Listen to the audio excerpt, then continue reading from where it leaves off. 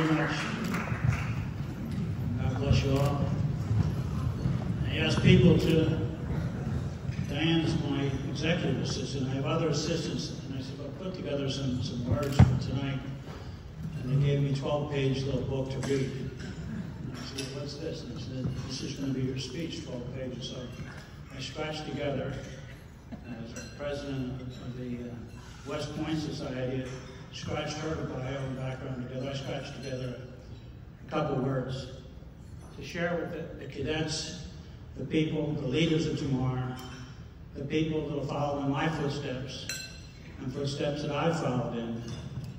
And the footsteps that I've followed in were big, and I think you guys can, and gals, can follow in my footsteps. I was a military guy because my mother and father were in the military. They met in the Philippines. My mother served with General Douglas MacArthur, and her typewriter broke. And she called down to the typewriter repair guy. His MOS was typewriter repair. And they sent him up, and she fell in love with this guy. He was from Alabama, and she was from Pennsylvania. But unfortunately in life, ladies and gentlemen, some people fall in love and some people fall out of love. And unfortunately, my father had a substance abuse problem called alcohol. He may have had PTSD way back then. They just called it combat fatigue or whatever else. And he left my mother when I was 7. And I listened to my mother's war stories as I grew up. And the White Christmas as a little boy, and guys getting together and singing for the general, coming from combat. I always thought someday, I read a story, a little book, any book I could get my hands on I tried to read, and I read a book about the long gray line. And I said, I'm going to go there. I'm going to go there. But unfortunately, I had to work.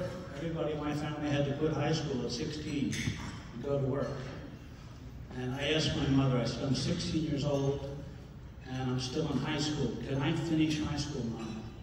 She said, if you get a job as a man, you can finish high school. And so I got a job in a factory, a printing factory. And I was a gopher. I worked from 7 at night to 3 in the morning, and then I'd go to high school. So my grades weren't the best. No grade line was looking at me. No line was looking at me. I had to put my arms around the Merchant Marines, the Coasties. I could put my arms around the Annapolis or West Point, and they'd say, good luck, kid.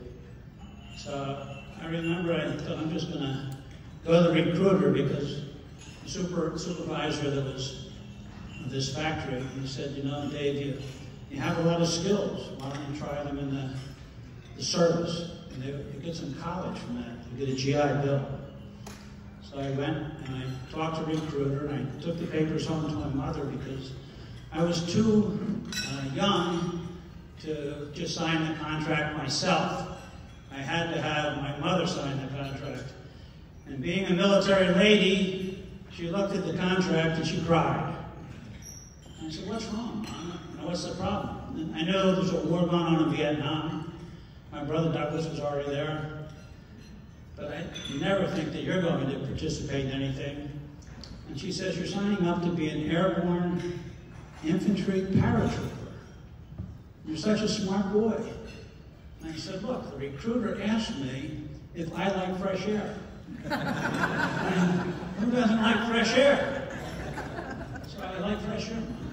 He asked me if I like a babbling brook.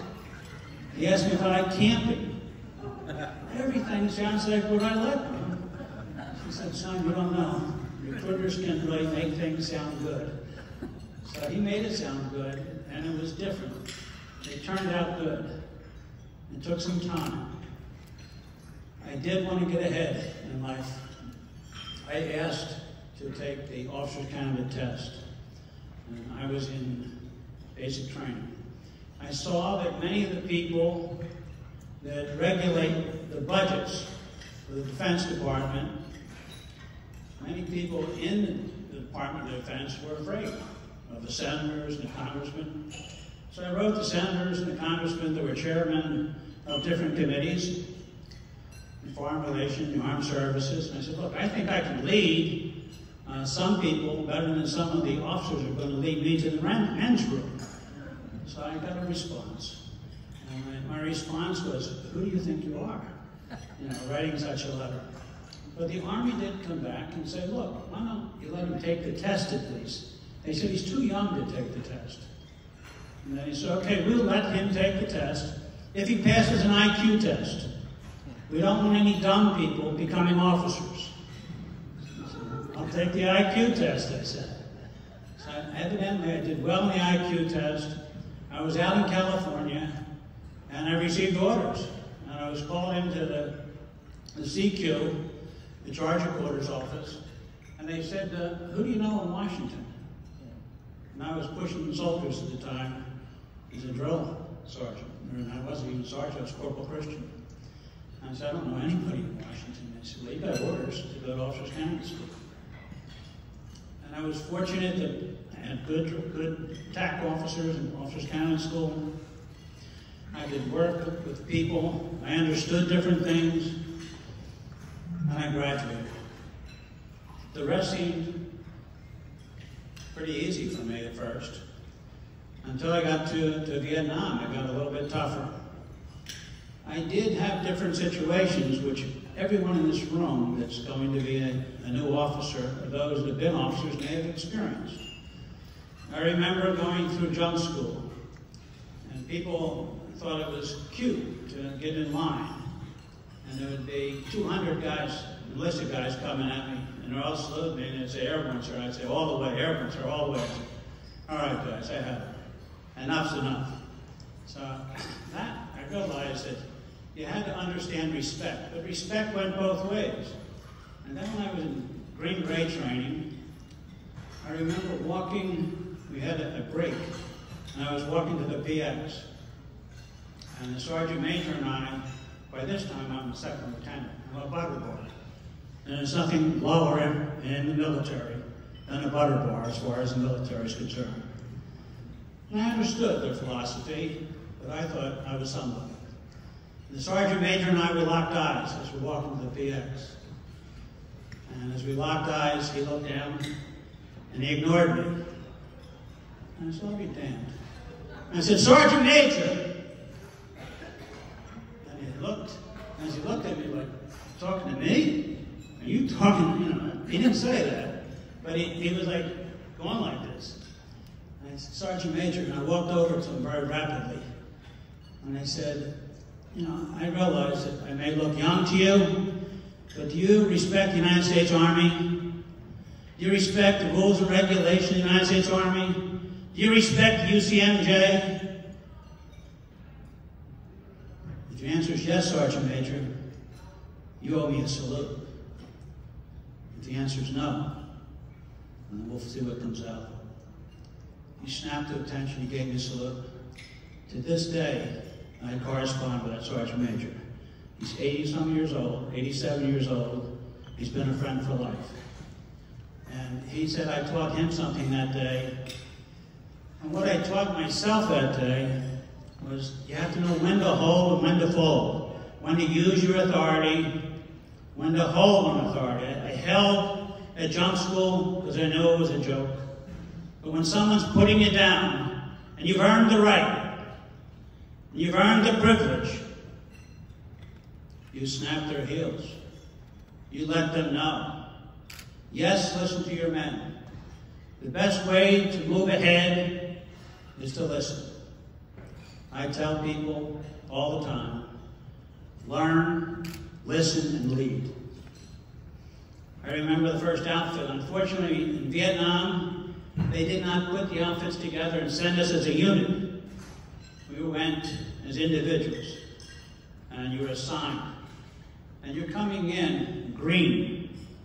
I had, even though you have 2 years, 3 years, or 10 years of training in something, your first job, whatever that first job may be, is on-the-job training. And I had a first sergeant come up to me and he said, sir, I've got 5 boys that are older than you, and you tell me why you're in charge. And I said, Sarge, give me a chance, because the buck stops with me, not with you. He said, you got a chance. I still correspond with that first sergeant. The big thing is networking and understanding your men, your women, working together to accomplish things. I know many people hear many things about leadership. I know many people say that there's different threads of leadership. And they know talking about integrity as part of leadership. Many people say when you go to your job interview, if you don't have integrity, if a man says there's 3 or 4 qualities, but he doesn't put integrity first, or the woman says they don't put integrity first, then don't hire them, because they're not going to stand for you. And I was thinking, when was the first time I was ever tested for integrity? And I remember I was a little boy, and there was a woods near my house. And I went to these woods to play, jump in the water, have fun. And my brother and I, we went to the back end of the woods. We saw a large group of boys, and we saw they were burying something. So we waited till they left, and we went up and we dug up with our hands what they buried. And when we opened the box, there was a little flag, an American flag. There was a Boy Scout pin. There was some other things that I thought meant something to my society, to me as a person.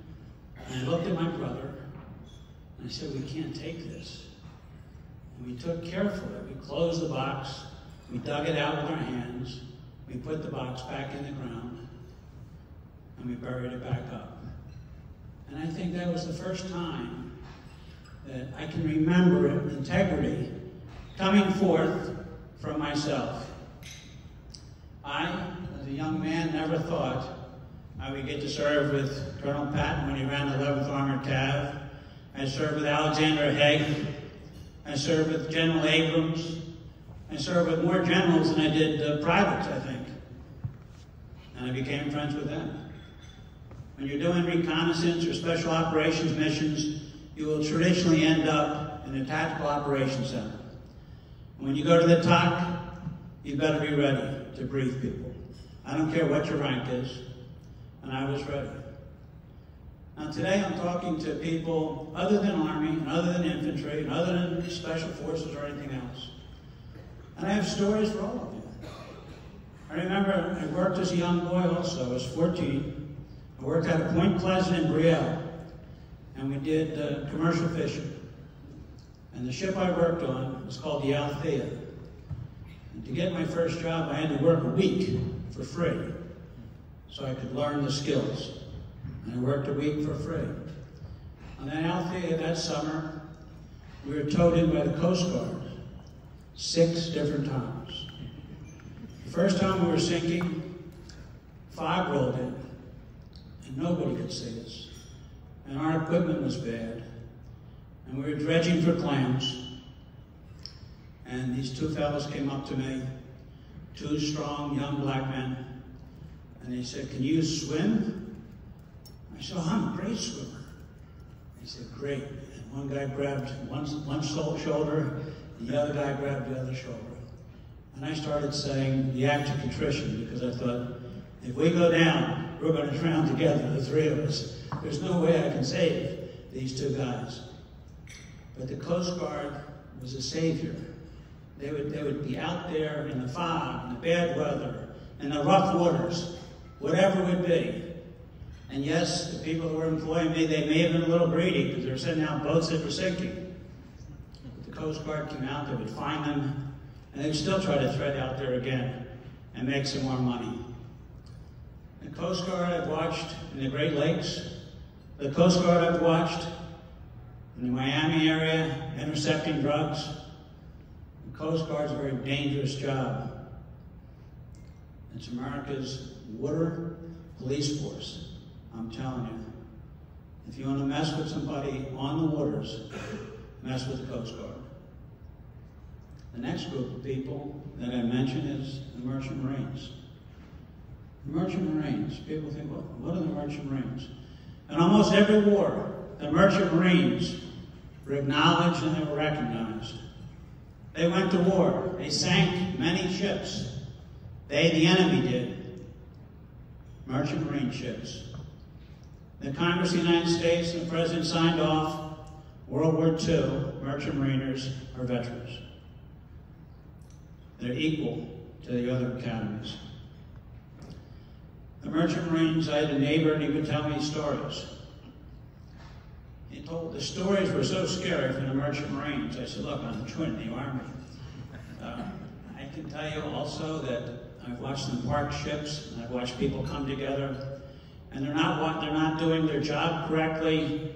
As a ship is coming in, a large ship, 2/3 of the cargo on the ships, 2/3 of the supplies that we need every day is on the high seas.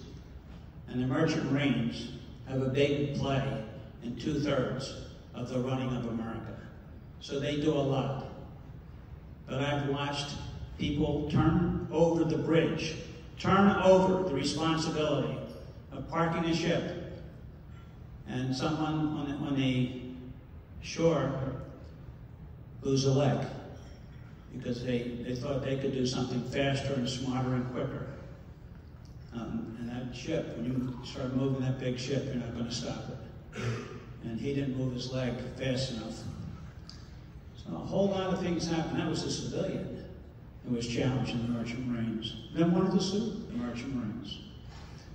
So I see the merchant marines, and then I look and I see the Navy coming in. I know they played all the songs uniquely. Some of the Navy guys got Air Force songs, some of the Air Force got merchant marine songs, and everybody, I didn't hear the Marines get a separate song, but they go to Annapolis, and that's one of the points, so you got to squeeze in there. But I can tell you one thing about the Navy that kind of upsets me is they beat Army.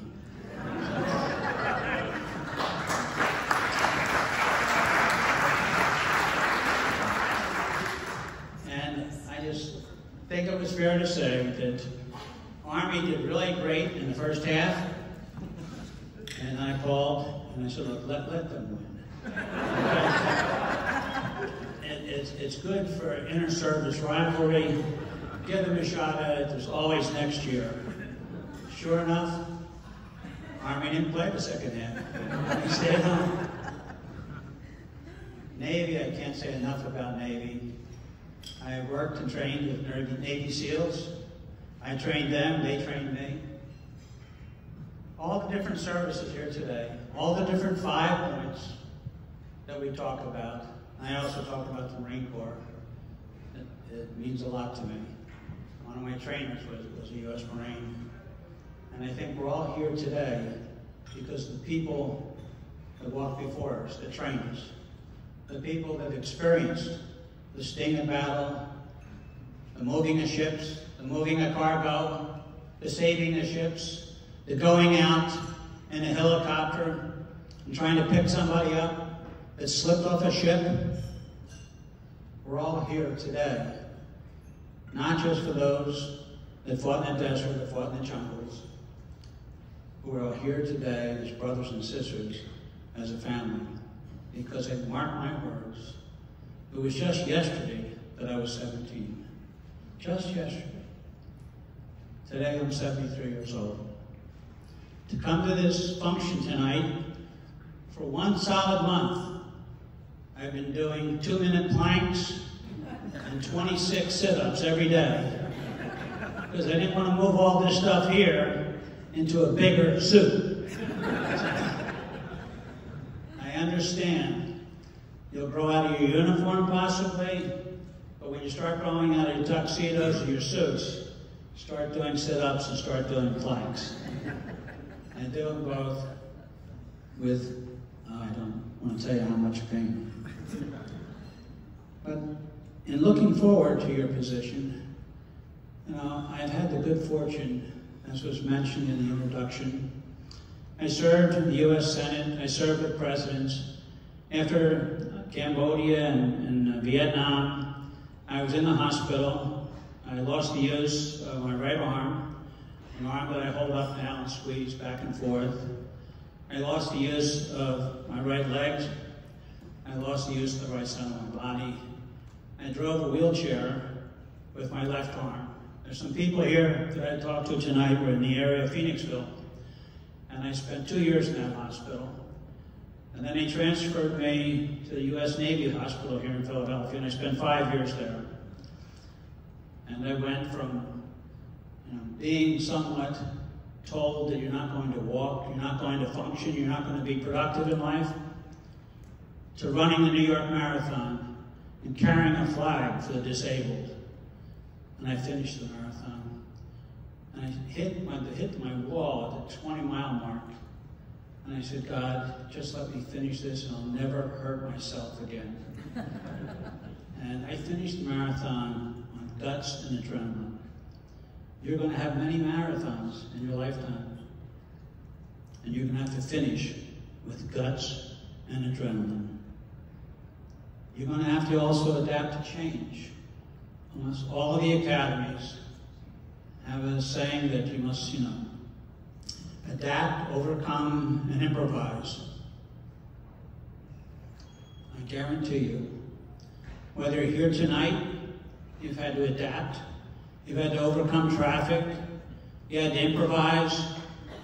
Everything you do, that little phrase, mission first, stay on your mission.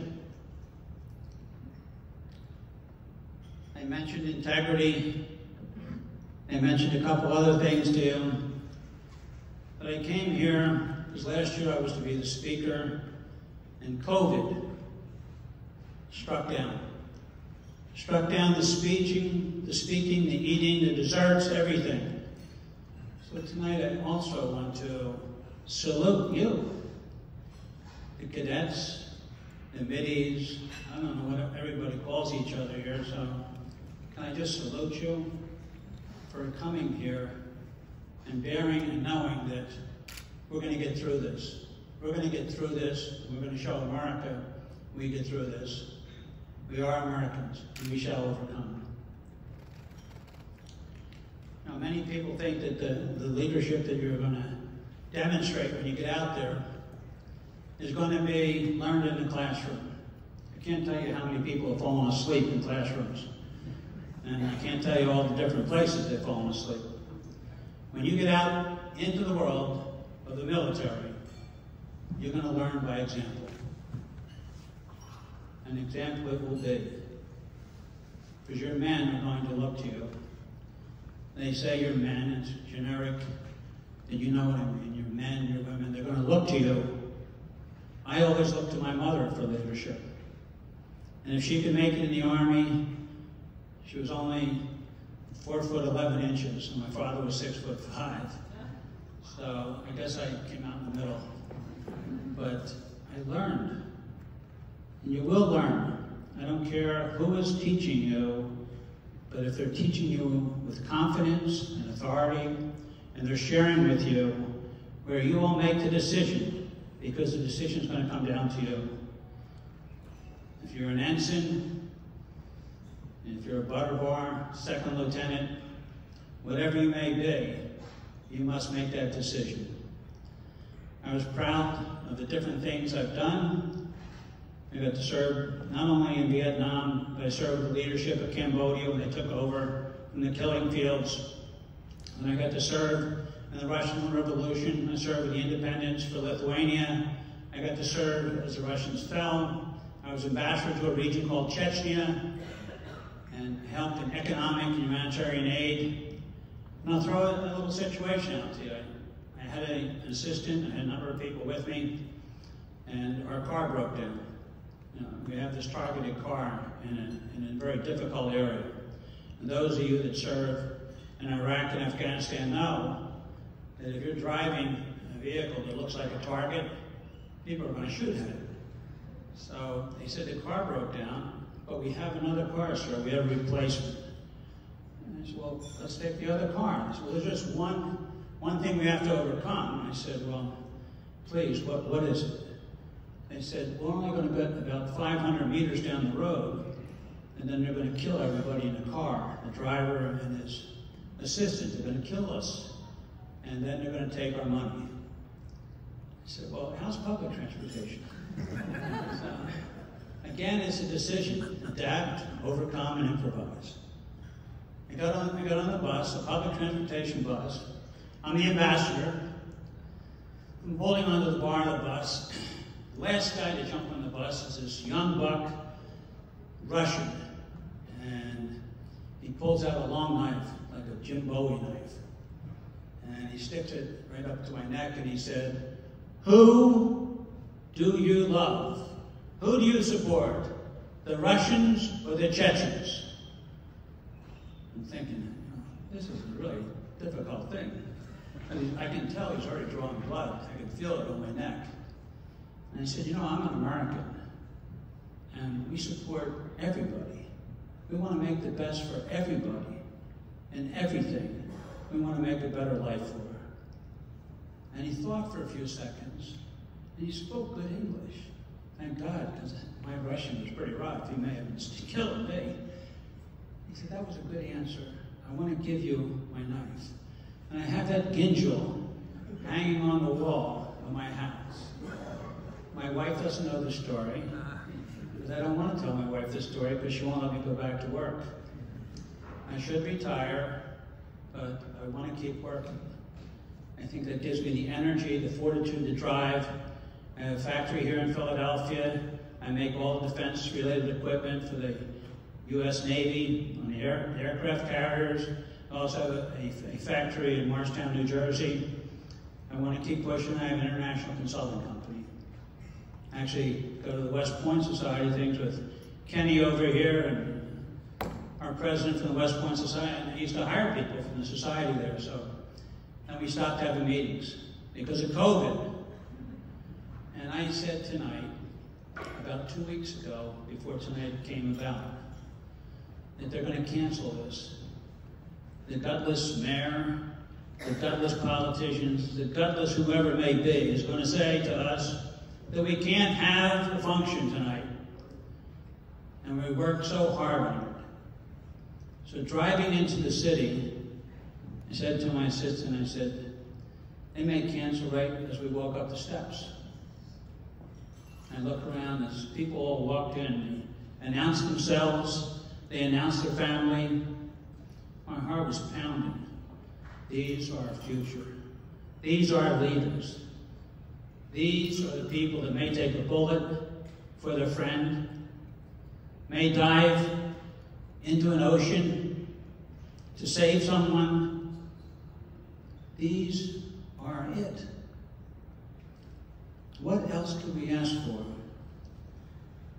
I will end, and I usually end with quotes from JFK or Colin Powell or whatever, but I will just tell you that the sun is setting on myself, and the sun is rising on your chest. And as the sun rises, and as you walk, walk proudly. Do honor to your family, do honor to your country, do honor to your religion. Most importantly, do honor. Duty, honor, country. The theme of the Union League is what?